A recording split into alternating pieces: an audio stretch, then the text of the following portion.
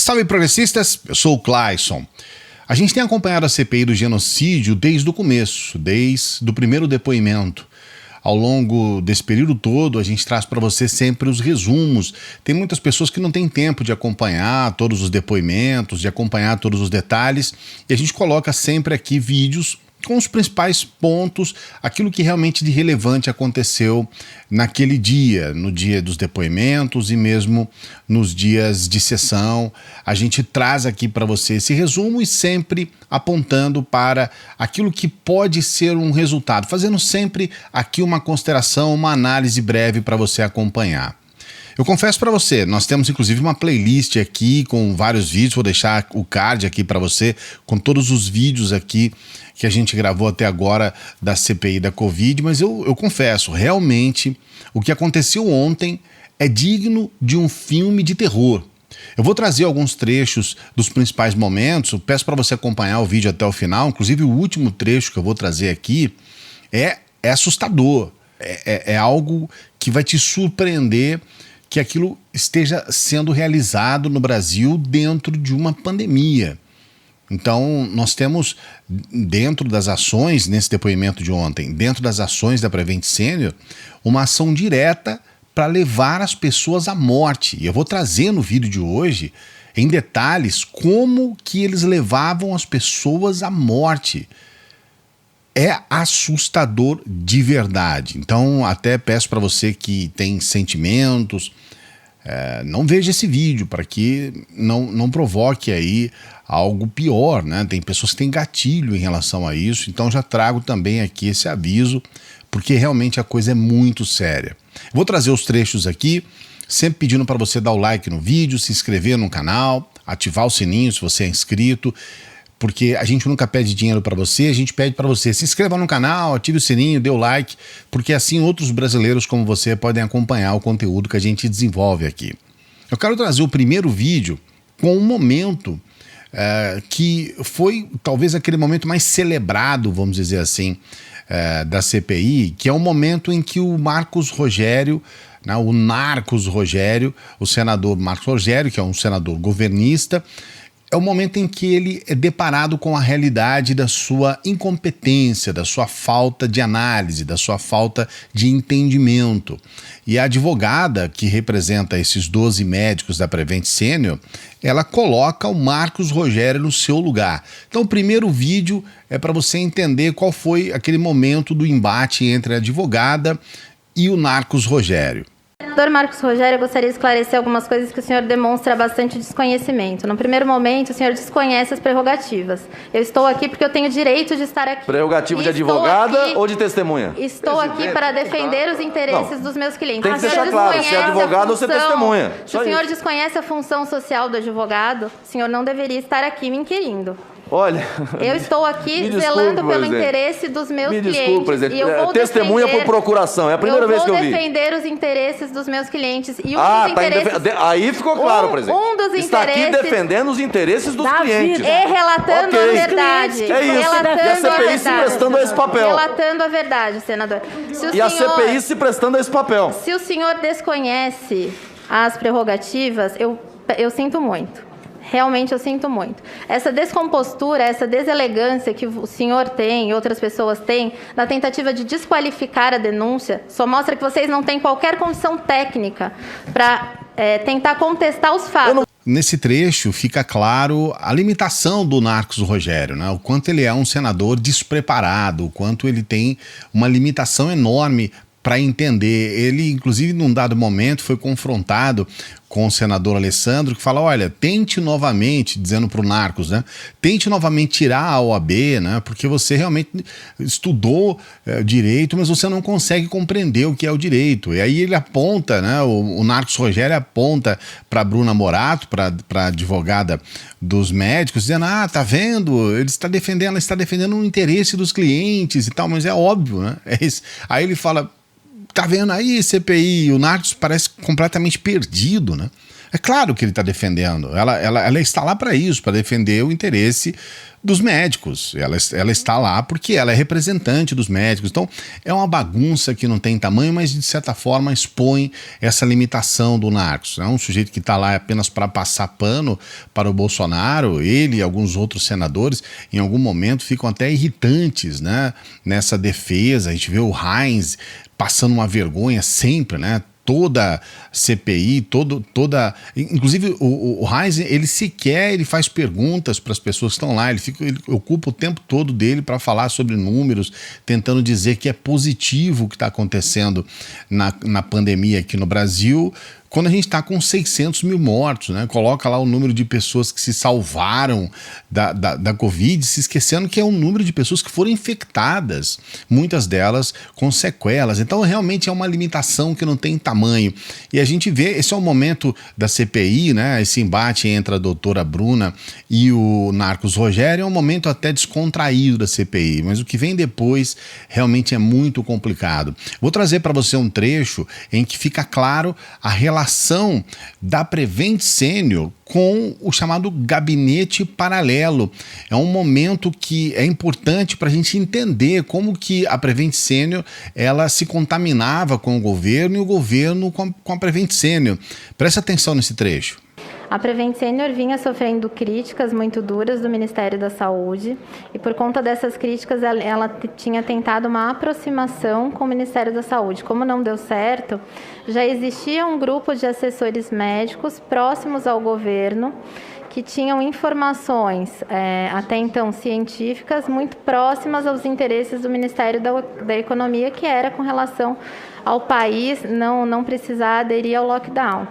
Segundo as informações que eu tive, a Prevent Senior ela entra para corroborar com essa possibilidade, ou seja, a possibilidade das pessoas se exporem mais ao vírus, cientes de que existe uma possível cura ou um possível tratamento que reduziria a letalidade. Então, elas teriam mais coragem. Era a expressão que eu ouvi dos médicos que aquilo seria uma pílula de esperança. A Prevent Senior, então, ia chancelar a defesa negacionista do governo federal. Exatamente, senadora. As informações que eu tive são essas, de que ela iria validar, chancelar aquelas informações que haviam sido propagadas, fornecendo dados contundentes com a possibilidade de tratamento ou cura da Covid-19. Então, como você percebe, realmente é uma situação completamente criminosa, né? Porque você vê uma ação do governo, no caso o governo Bolsonaro, como uma empresa privada para defender mentiras e falsas narrativas. Você percebe claramente que não é tão republicano, vamos dizer assim, né? Para usar um eufemismo aqui, o governo dar apoio e dar esteio a uma empresa que inclusive faturou bilhões durante a pandemia.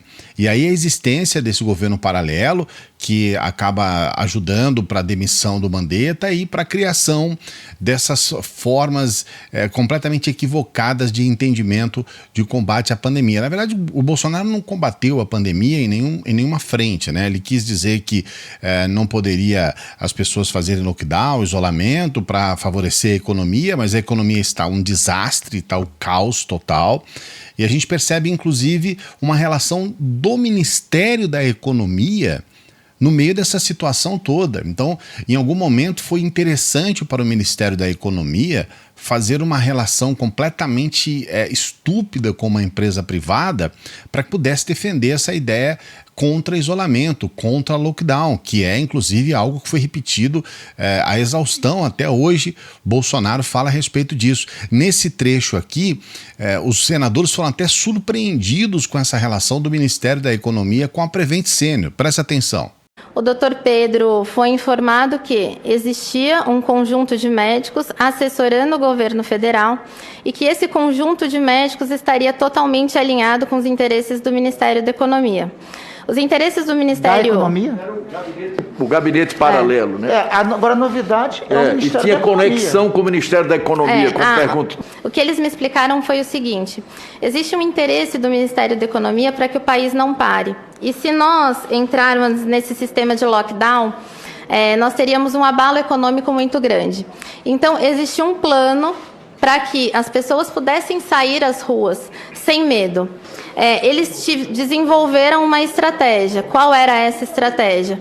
Através do aconselhamento de médicos, esses médicos, eu posso citar também de forma nominal, porque me foi dada essa explicação, era o Dr. Anthony Wong, toxicologista, a doutora Nise Yamaguchi, especialista em imunologia. Então isso é uma formalidade, mas é importante que seja realizada, porque ainda não é uma regra de bula da cloroquina, da hidroxicloroquina ser utilizada por esse paciente. O virologista Paolo Zanotto. Existe um entendimento muito interessante entre a Prevent Senior e o governo federal brasileiro.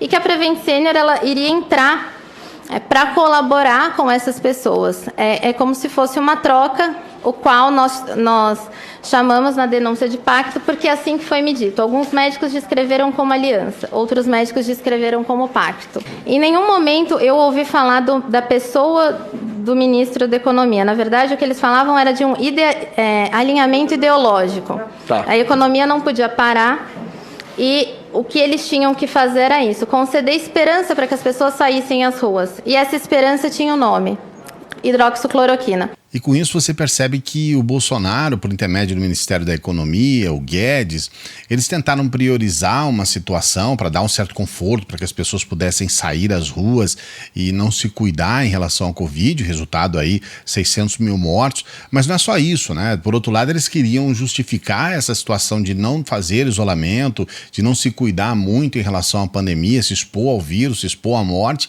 para poder defender a economia, mas o resultado é trágico até nisso, né? Foi uma tragédia, uma catástrofe na saúde, com a morte de 600 mil pessoas, mas foi e está sendo uma tragédia, uma catástrofe na economia. Nós estamos com uma inflação que está descontrolada. Não adianta dizer que está tudo ok, porque não está. A previsão da inflação para esse ano era 3,5%, nós estamos batendo 10% de inflação. Então dizer que isso é controlar a inflação é um erro, assim, imperdoável. A inflação está descontrolada, o governo não sabe muito bem o que fazer, as previsões ainda são piores e a gente percebe que não ajudou nenhuma coisa e nem outra. O Bolsonaro quis priorizar a economia em detrimento da saúde, não priorizou a saúde, não ajudou na saúde nem na economia. Então é desastroso em todos os aspectos, essa é a grande verdade.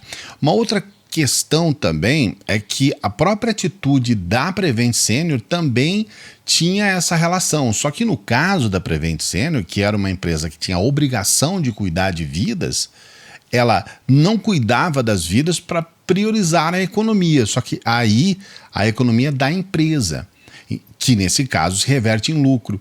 Então a Prevent Senior, ela deixa de cuidar das pessoas que estão lá, dos seus clientes, para poder priorizar o lucro. Esse trecho é um trecho realmente muito preocupante para entender a postura da Prevent Senior. Com relação aos estudos da Prevent, foram utilizados para justificar tecnicamente a adoção de abordagens baseadas em redução de custo? Sim.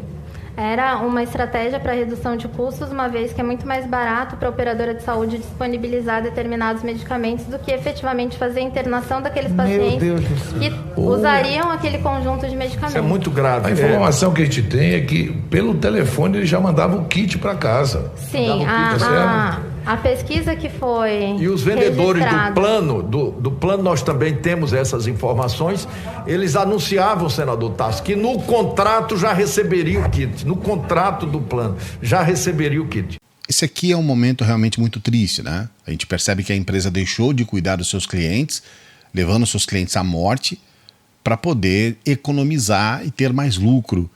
É um exemplo, né, um arquétipo vivo, um exemplo do que é o chamado neoliberalismo. Eu percebo que muitas pessoas ainda acreditam que não existe neoliberalismo, né, que isso é uma invenção da esquerda.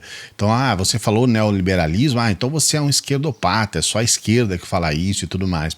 Mas aqui nós temos um exemplo clássico, né? Esse é um exemplo que não tem como discutir, como que as coisas funcionam. Mesmo que a pessoa esteja pagando, mesmo que ela esteja investindo em um plano de saúde, saúde, uma empresa que deveria cuidar da saúde das pessoas, na verdade ela está priorizando o lucro em detrimento da saúde e, consequentemente, da vida das pessoas. Eu quero trazer esse trecho da CPI que mostra como a Prevent Senior estaria matando os seus clientes. E é assustador. Se prepare, porque realmente esse trecho é um trecho complicado mesmo, pesado, mas é importante que a gente entenda. Veja. Se eu não estiver enganado, a senhora relatou um determinado intervalo para internação em UTI, seriam 14 dias, e após esse período, a saída para paliativos. Isso é informação? Isso consta em algum lugar?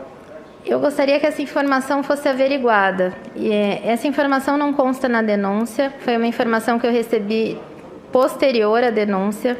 E o relato foi o seguinte, de que pacientes internados em determinadas unidades de terapia intensiva, cuja internação tivesse mais de 10 ou 14 dias, a esses pacientes o procedimento indicado era a redução da oxigenação, ou seja, eles iam reduzindo o nível dos respiradores. Esses pacientes, segundo informações dos médicos, eles evoluíam para óbito na própria UTI. Então, você tinha uma liberação de leitos. A expressão que eu vi ser muitas vezes utilizada é óbito também é alta. Então, como você percebe, eles iriam diminuindo a oxigenação dos pacientes, iam fazendo com que os pacientes morressem aos poucos para que pudessem, então, liberar a UTI. Então eles iriam matando, na verdade, os seus pacientes. As pessoas falam em eutanásia, mas a eutanásia ela implica uma concordância da pessoa, a pessoa concorda. Não é eutanásia, é homicídio mesmo, é homicídio, é assassinato. E é matando as pessoas aos poucos para poder liberar leitos de UTI. Aí surge esse termo, óbito também é alta. Ou seja, vamos matar essas pessoas aqui porque temos novas pessoas para entrar nos leitos de UTI, não temos tantos leitos assim. E aí você percebe, puxa, o presidente do Brasil, o presidente da República, apoiando uma empresa cuja atitude é diminuir o oxigênio dos seus clientes aos poucos, para matá-los aos poucos, para poder liberar leito de UTI. Escreva aqui o seu comentário, quero saber o que você pensa a respeito disso. Não se esqueça de dar o like no vídeo, se inscrever no canal, ativar o sininho. A gente nunca pede dinheiro para você, a gente pede para você exatamente, se inscreva no canal. Ajude para que a nossa voz possa chegar ao maior número de brasileiros como você. O Brasil precisa saber o que está acontecendo no nosso país, especialmente nessas coberturas que a gente faz aqui. A gente se encontra numa próxima. Hoje tem depoimento do velho da van, né? O conhecido velho da van, Luciano Hang. A gente vai acompanhar também. Um grande abraço.